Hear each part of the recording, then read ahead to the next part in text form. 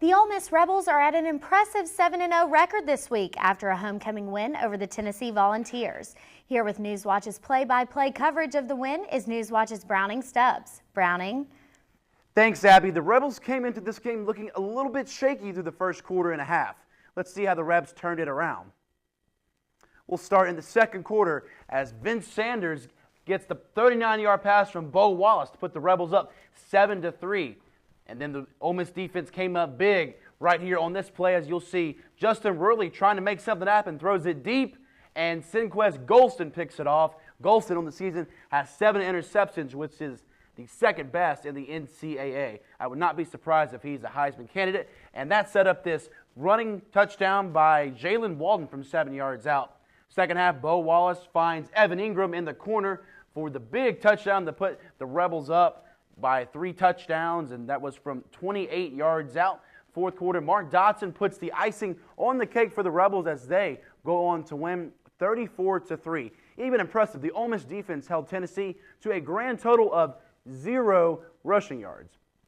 Over the weekend, SEC Nation broadcasted their pregame show live from the Grove, and it brought even more exposure to Ole Miss. And with College Game Day going to Baton Rouge next weekend, it's going to be great exposure for the Rebels. And I think it's fair to say that the national spotlight is on the Rebels. And with more on all this national exposure that Ole Miss is receiving, here's NewsWatch reporter Dillon Rubino.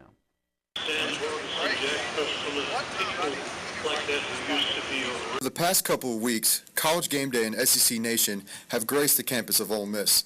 The exposure of the media has helped expand the Ole Miss brand in many ways all throughout the country. Ole Miss Athletic Director Ross Bjork has noticed the exposure of the school he loves.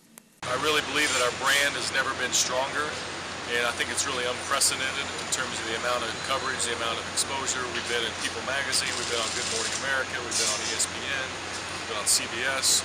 So to value that, there's no budget that can pay for that. With the recent exposure, the campus is the busiest it has been in a while. Businesses around Oxford have never worked harder. I've ran into a lot of business owners the last couple weeks, and they tell me that they've never worked as hard, they've never been more overwhelmed, but they love it.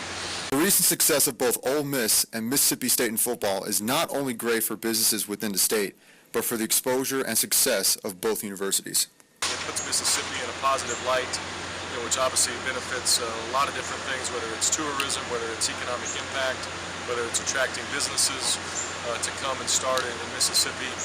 It's just great for everybody, and that's the great thing about athletics is we can provide that vehicle to market an entire state, and that's what's happening right now. I'm Dillon Rubino, NewsWatch 99.